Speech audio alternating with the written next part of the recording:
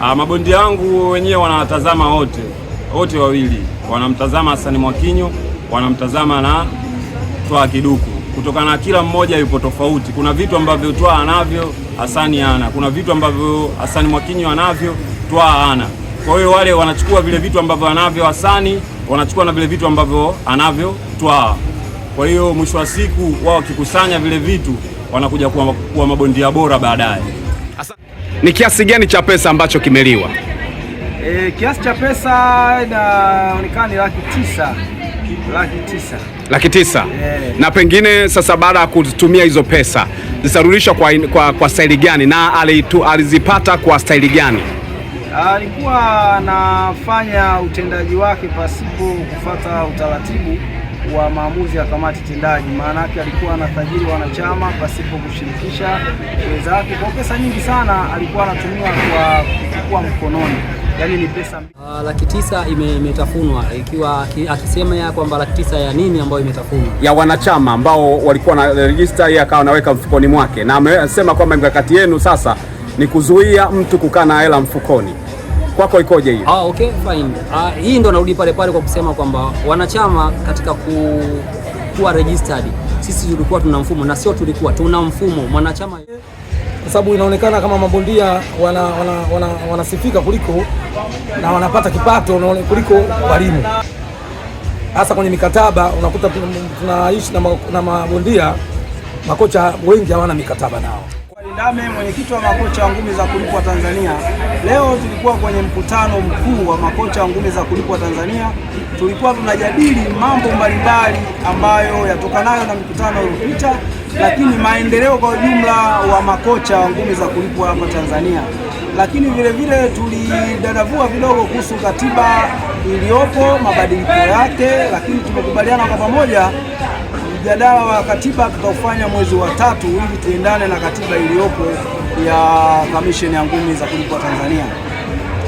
Na vile vile tulijadili makocha walijadili mambo mbalimbali yakiwemo chama chao, mwenendo, lakini vile vile tumeazimia baadhi ya mipango ikiwemo makocha kusafiri na mabondia wao, na jambo hili ambalo ndio lilikuwa ni changamoto sana na kozi za kitaifa.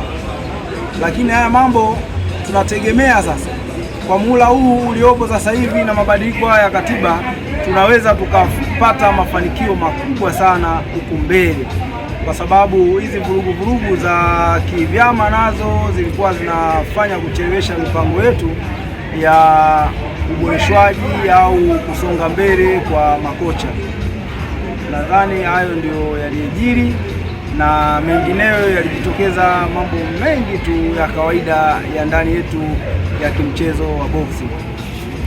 Inaonekana kuna kiongozi ambaye alikula pesa za chama. Kwa upande wenu limeraizi pia kwenye kikao, mmeliendea namna gani? Watu wataka kufahamu pesa zimeliwa, zarudishwa?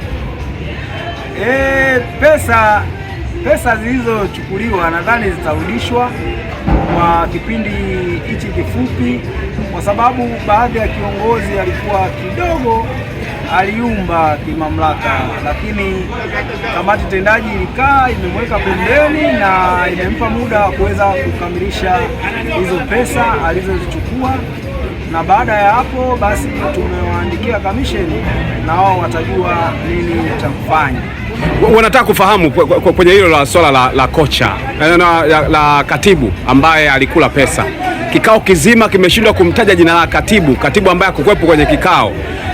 Mlikuwa nazungumza kwenye nafasi tu ya katibu. Watu wanataka kufahamu katibu huyu anaitwa nani, amekula kiasi gani, na mazingira ambayo yalitokea ni yepi, na mmeyafanyia kazi kwa kiasi gani, kwa sababu inaweza kaonekana ni wote mmetumika kula hizo pesa. Ikoje hiyo, tueleze. Katibu, mimi nadhani pale jina lilitajwa. Katibu sisi kwenye chama chetu yuko mmoja na wanachama walimtambua, na hatua zilizochukuliwa ni hatua za kikanuni au za katiba. Katibu ni nani? Watu ambao wanafuatilia sasa hivi media nataka kufahamu katibu anaitwa nani?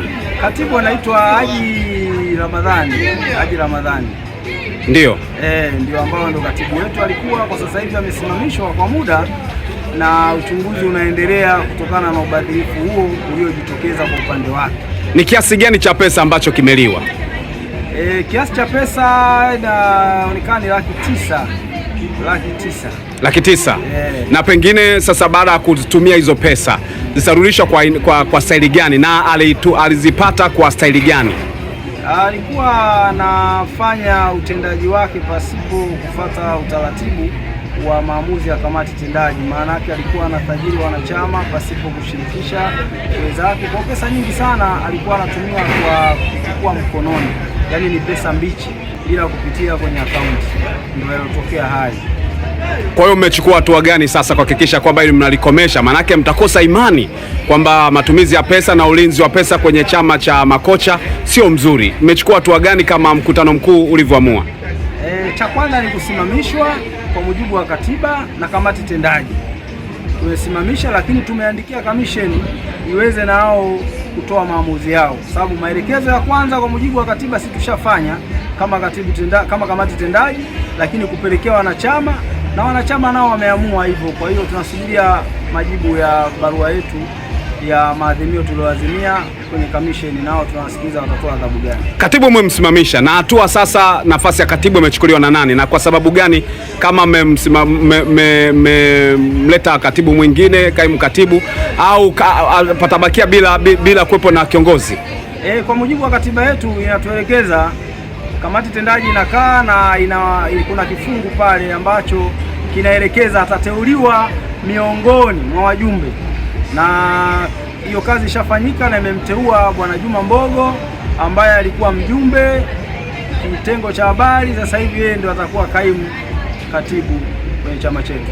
Na vipi, mmemwekea mazingira gani asiye kama katibu ambaye alikula pesa naye asiyekaingia katika mtego huo? Mmezingatia nini mpaka mnamkabidhi? Kwanza ni kijana ambaye tuna imani toka tutoke naye, ni kijana yani ni mwadilifu, na vile vile anaonekana kabisa, kwanza yale mazingira toka aingie anajua utaratibu wa vyama. Chama ni akaunti, pesa utakiwa kushika pesa mbichi, ni haramu kwenye utaratibu wote wa kichama au kiongozi wa aina yoyote. Huwezi kuchukua pesa mbichi, lazima ipitie kwenye akaunti.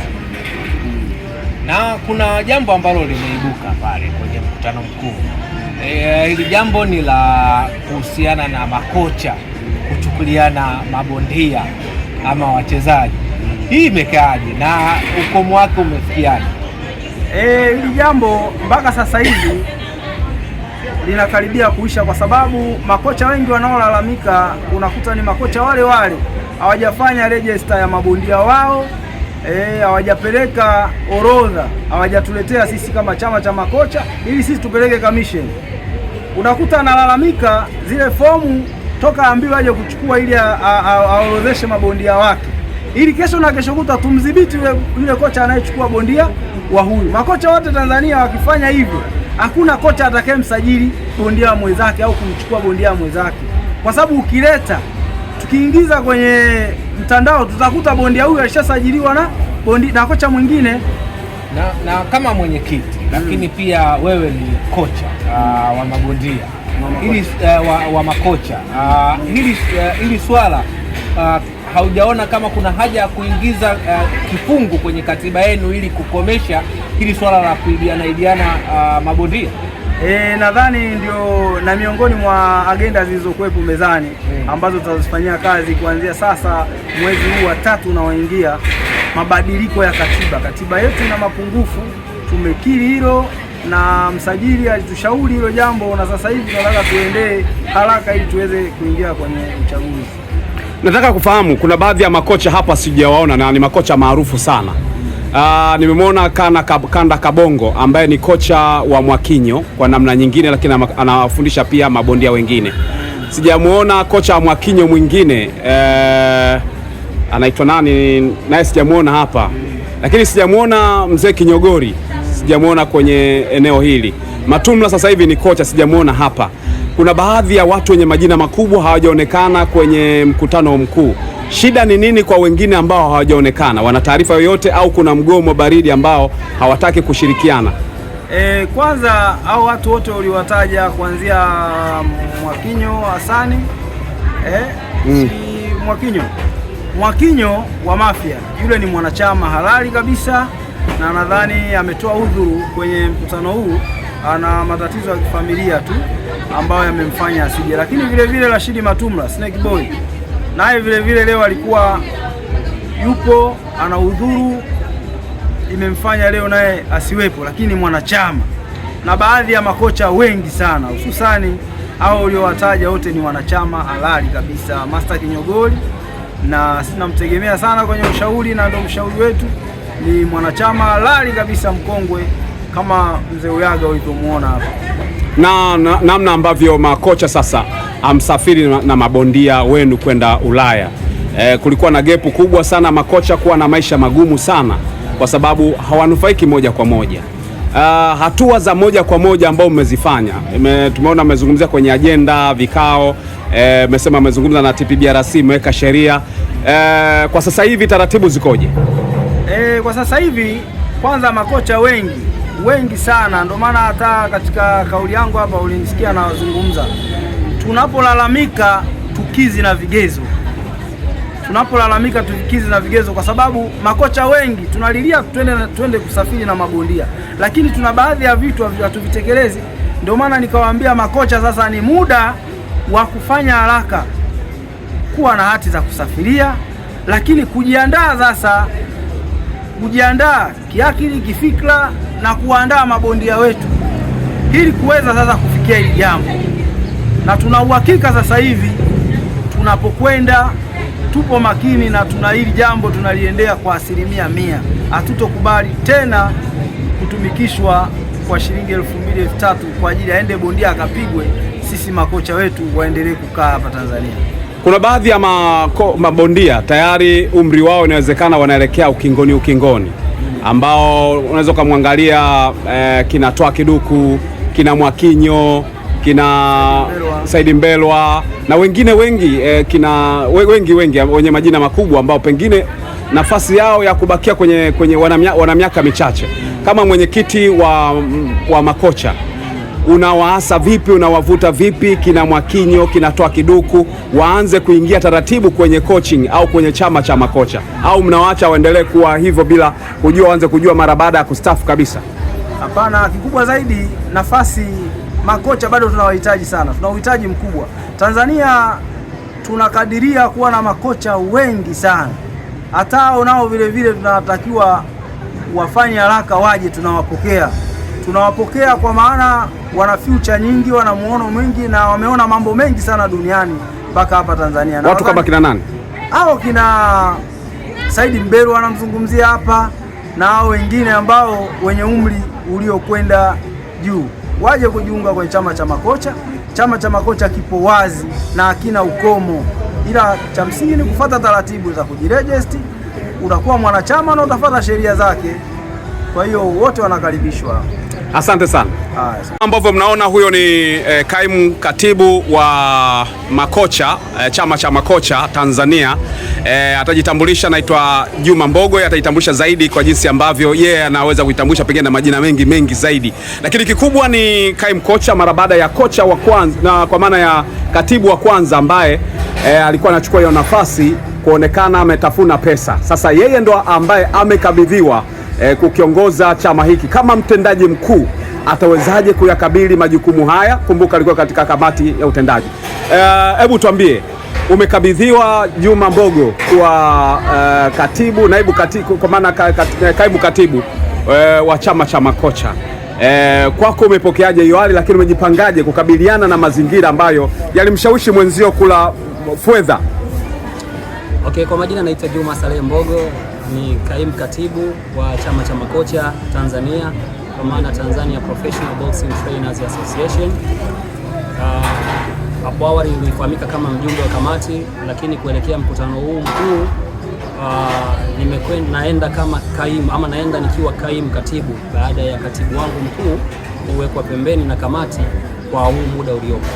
Naam, naomba nipate swali lako. Vipi umejipangaje sasa, kwa sababu mtangulizi wako ambaye umechukua nafasi yake inaonekana alizibugia fedha za chama. Kwa upande wako unaenda kukabidhiwa sasa hii nafasi, utakwepaje mtego ambao mwenzio ulimnasa? Kwanza pia kabla sijafika huko au nikiwa hapo, nipende tu kuwaambia umma ama makocha na chama chao, sisi ni viongozi ambao tunamaliza muda wetu na tumebakisha siku 90 tu kuelekea kutamatisha uongozi wetu, kwa maana ya mwezi wa 5 Mei ndio tunaenda kutamatisha na kuelekea uchaguzi mkuu.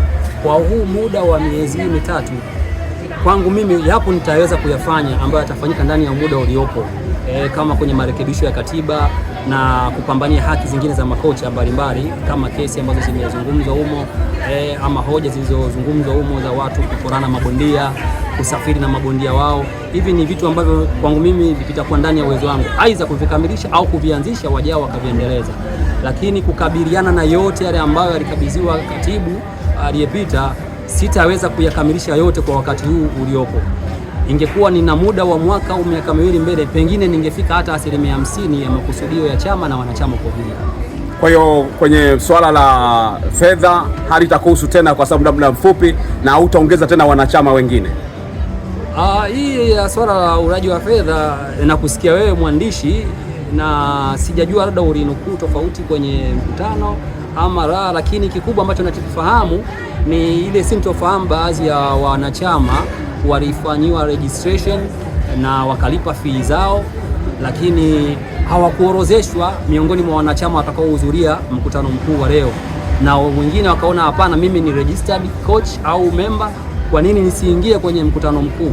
Kwa wakaona mimi nije, na kwa busara ya mwenyekiti na kamati tukaona hapana, kama amejiunga na ameonyesha hata ushahidi wa fomu aliungwa kwenye chama mwaka fulani na katibu, basi ipo haja ya kumpokea, and then taratibu zingine tutazifuatilia kama sisi kamati tukishirikiana na ngazi za juu kama kamisheni na baraza ikitubidi pia, kwa sababu ni mambo ya michezo naishia katika idara za michezo, ikitulazimu ndio tutafika kwenye ngazi za kisheria za mahakama na kadhalika kama yapo hayo. Mwenyekiti alizungumza hapa, alisema kama 900,000 hivi zilikuwa zimetafunwa. Wewe unasema kama kuna namna nyingine, labda uweke wazi. Hiyo ni tofauti na alichokisema mwenyekiti. 900,000 imetafunwa, ikiwa akisema ya kwamba 900,000 ya nini ambayo imetafunwa? Ya wanachama ambao walikuwa na register, yeye akawa anaweka mfukoni mwake, na amesema kwamba mikakati yenu sasa ni kuzuia mtu kukaa na hela mfukoni. Kwako ikoje hiyo? Okay, fine.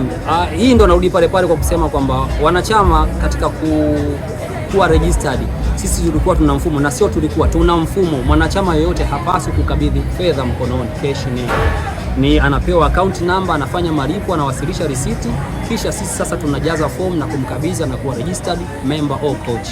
Sasa ikiwa kiongozi alikiuka muundo wa kuunganisha au kusajili wanachama, ni maanake alienda kinyume na maelekezo ya kamati na hata wanachama na makusudio ya nini maana ya kuwa account. Basi si dhambi ikiwa alikusanya kwa mkono. Wengine nao pia kuna makosa kidogo ya wanachama, kama walipewa account alafu wakakabidhi kwa mkono, pesa unaijua uzito wake shehe. Sasa kama alipokea kiungwana na kiuweledi wa kazi yake na kuipenda kazi yake, basi kiongozi huyo, iwe mimi ama katibu ama mjumbe, alipaswa kuiwasilisha na kuenda kwenye akaunti ya benki kulipia na kuwasilisha risiti kwa mtunza fedha.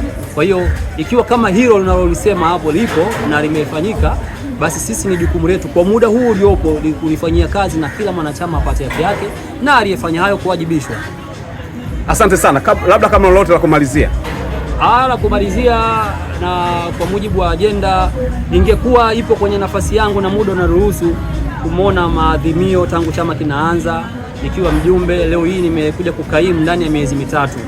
Sasa tunaelekea uchaguzi mkuu, tuna maadhimio mengi kama taarifa uliweza kuisoma. Tulikuwa na mchakato mzuri, makocha kusafiri na mabondia, makocha ambao ni wanachama kuwa na kadi za wanachama, lakini makocha kupata kozi za ndani na nje kwa ajili ya kukuza uweredi wa makocha, vitu kama hivyo, kuwa na miundombinu ya vitega uchumi vya chama ili chama kikue, kwa sababu hata hizo kozi za nje tunategemea sisi wanachama. Wingi wa wanachama ungekuwa mkubwa kuliko huu. Almost tuna makocha zaidi ya 1,000,000 ama hata tuseme 2,000 Tanzania, lakini unaweza ukaona kwa madhaifu au kwa uchache tumehudhuria makocha tusiozidi 95 huko ndani. Kwa hiyo wito wangu ni makocha wajiunge na chama, ni muhimu sana kwa sababu chama ndio nguzo yao. Kwa sasa hivi boxing inapoelekea lazima tuwe katika muundo mzuri kama makocha, ili tunapokuja kudai haki tunaanzia kwenye chama chetu na chama kitapeleka katika mamlaka za juu. Kwa wito wangu ni wanachama kuwa registered basi na kuangalia haya yaliyopita, kwa sababu wanakuja wengine aidha miongoni mwao wanachama walioleta malalamiko na kudai haki zao, na pengine kuna viongozi wenzangu wanaona bado wanatosha na wanania kugombea, nafasi ni kwao tu. Mimi niwatakie kila laheri kuelekea maandalizi ya uchaguzi mkuu, na niwashukuru makocha wote waliohudhuria katika mkutano mkuu wa leo kiongozwa na kamisheni kutuma wawakilishi wake. Nadhani hayo ndiyo ya kwangu. Naitwa Idi Pamba Juma. Kwa majina naitwa Idi Pamba Juma, na katika tasnia najulikana kwa jina la Manipamba. Mimi ni mwanachama wa chama cha makocha. Mkutano jinsi ulivyokuwa unaendelea, niliuliza maswali mengi kutokana na haki hiyo ya kikatiba ya kuuliza maswali, na yale maswali nimejibiwa, lakini mengine sijaridhishwa nayo jinsi nilivyojibiwa. Kama swali gani ambayo umeuliza hujajibiwa? Nimejibiwa ila sijaridhishwa nayo. Kama swali gani? Kuna swali niliuliza kuhusiana na mkutano mkuu unaweza, yani wenyewe mkutano mkuu una mamlaka ya kufanya maamuzi. Kwa hiyo nikaambiwa tu bwana, kwenye kipengele hichi kwamba kutakuwa na ndio katika mkutano mkuu kutakuwa na azimio, lakini mwisho wa siku sijajibiwa ile direct kwamba je, tunafanya maamuzi yapi katika mkutano mkuu? Maamuzi gani ambayo wewe ulikuwa unataka mkutano mkuu ufanye? Kufanya maamuzi kuhusiana na chama chetu, kutokana na chama kimeshakuwa kinalegalega sana. Kwa hiyo itabidi tufanye maamuzi ya haraka ili kuweza kuimarisha. Kwa mfano kama katika swala la katibu pale lazima viongozi wao wafanye jitihada zozote ili tayari kuficha kile kitu wanatakiwa wakifanyie maamuzi, wanafanya maamuzi gani. Kwa hiyo lazima wafanyie maamuzi. Sisi waje watupe mrejesho, bwana tumefikia hivi na hivi katika uongozi. Maki wao ndo wakae wao kama secretariat na waongelee kuhusiana na tatizo la katibu wao. Mwenyekiti alikuwepo hapana, alizungumza, aliweka bayana kwamba yes, swala la katibu inavyoonekana ni kweli kulikuwa na sintofahamu za namna ya usajili wa wanachama wapya, lakini pia kutokana na hilo kamati tendaji iliamua kumweka pembeni na kumchagua katibu wa muda wa mpito kuelekea, nadhani chama chenu kina uchaguzi baada ya miezi mitatu mbele. Kwa hiyo amechaguliwa katibu mwingine wa mpito kwa ajili ya kuweza kukava ile nafasi ili kutengeneza ama kuwajibika katika nafasi hii. Sasa wewe bado unasema maamuzi. Haya maamuzi ni maamuzi ya aina gani? Kama katiba yetu jinsi inavyosema tayari kashachaguliwa, amechaguliwa na kamati tendaji, na kamati tendaji yenyewe imeleta kwetu sisi kwa wanachama kwamba sisi tulichoamua sasa hivi huyu katibu tumemweka pending, tunakuja kwenu nyie wanachama, nyinyi kama wanachama ili mnalichukuliaje? Kwa pale mwisho wa siku hatukufika tamati sisi ya wanachama, zikaingia pointi nyingine na nyingine, lakini mwisho wa siku hilo swali likawa limeamuliwa. Bila shaka, lakini kwa maana mkutano umeridhishwa nao, ulikuwa na ajenda nzuri. Ndio, ulikuwa na ajenda nzuri. Kwa hiyo nimeridhishwa nao, ila sio kwa kiasi nilichotegemea. Unaona chama cha mabondia kwa miaka ijayo na kiona kwenye level gani sasa, mara baada ya vitu vingi vimezungumzwa, kama kocha kusafiri na bondia kwenda nje, mabondia kuwa chini ya makocha, kuwa na mikataba na vitu kama hivyo vimezungumzwa. Kwa upande wako umeona ni kitu ambacho kilikuwa na faida kwa mabondia, si ndio? Na makocha. Hiko ni kitu ambacho kilikuwa na faida na maslahi kwa makocha na mabondia.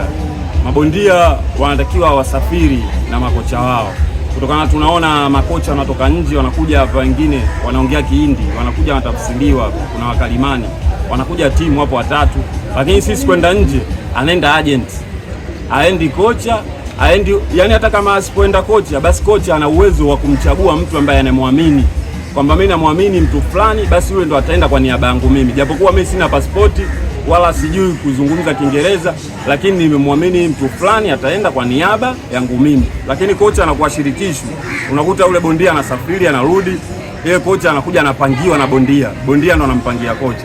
Kwa hiyo haya yote yakikaa kikatiba, kikaa kisheria, nadhani boxing kwa baadaye naiona mbali sana, na hiki chama cha makocha kitaifikisha boxing mbali sana, maana hiki ndio chama mama na chama ambacho muhimili wa boxing.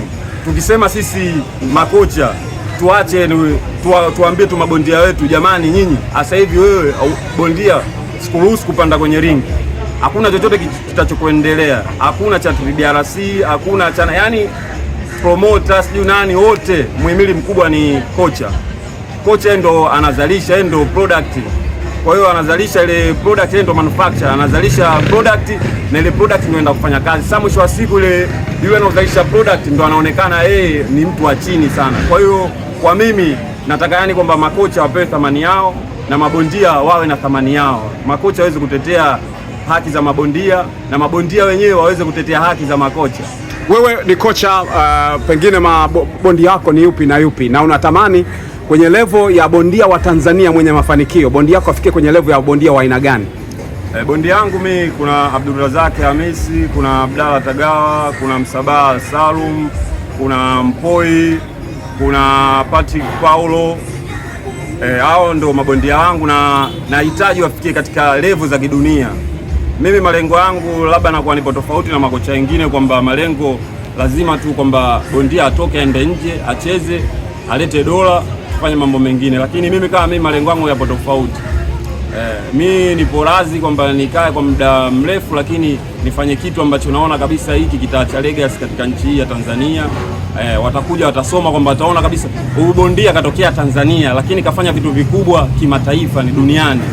Kwa hiyo hao ndo malengo ambayo mimi nataka kwamba siku moja ni Tanzania ikizungumzwa azungumziwe bondia wangu au nizungumziwe mimi kupitia ile legacy ambayo utakayoiacha kwenye boxing. Ni mabondia gani kwa hapa Tanzania wale wakubwa kabisa ambao unafikiri ni mfano mzuri? Nikutajie mabondia wawili wa aina mbili. Kuna Twakiduku na Mwakinyo. Mabondia wako ni yupi ambao wanamtazama sana kuwa ni sehemu ya funzo katika ubondia wao kuelekea kwenye mafanikio? Mabondia wangu wenyewe wanawatazama wote wawili. Wanamtazama Hassan Mwakinyo, wanamtazama na Twakiduku. Kutokana na kila mmoja yupo tofauti. Kuna vitu ambavyo Twa anavyo Hassan hana. Kuna vitu ambavyo Hassan Mwakinyo anavyo Twa hana. Kwa hiyo wale wanachukua vile vitu ambavyo anavyo Hassan, wanachukua na vile vitu ambavyo anavyo Twa. Kwa hiyo mwisho wa siku wao wakikusanya vile vitu wanakuja kuwa mabondia bora baadaye. Asante sana. Nashukuru sana. Poa.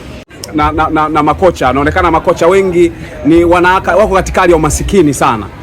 Unafikiri mkutano mkuu uliofanya vyote vilivyozungumzwa, kuna hali ya kubadilika kwa makocha, angalau kiuchumi ukabadilika, mabondia wao nawapa pesa kwa maana ya kwenye mikataba, makocha na mazingira kama hao? Unaonaje mkutano ulikwaje? Sauti kidogo iongezeke. Kwa majina anaitwa Mohamed Kash, ni kocha Manzese Boxing na pia ni mjumbe wa chama cha makocha ngumi za kulipwa Tanzania. Kiujumla mkutano umeenda vizuri, sababu huu ni mkutano wa kawaida wa mkutano mkuu. Tulikuwa tunajadili mambo mengi ya kimaendeleo na kiujumla naona mwelekeo upo, kwa sababu makocha tumekuwa tunafanya kazi kubwa, lakini mwisho wa siku malipo yanakuwa tofauti na ile kazi ambayo tunaifanya. Sasa tumeweka mikakati kuelekea mbele, tuwe na mafanikio. Makocha tuko na mikataba sasa. Sasa hivi tushafikia hatua hiyo. Na swala lingine la kuhusiana na namna ya kuendesha chama chenu, umeridhishwa na mkutano mzima kwamba hatua sasa itaonekana kuwa kubwa huko baadaye? Nimeridhishwa kwa sababu tunapoelekea ni pazuri zaidi, kwa kuwa tunatengeneza katiba ambayo itaenda kuangalia sehemu gani makocha wanabanwa na sehemu gani makocha wapate mafanikio kutokana na jasho lao, na sehemu gani ambayo ilikuwa ina mkwamo makocha watoke sehemu ile wapige hatua mbele. Basi nakushukuru sana.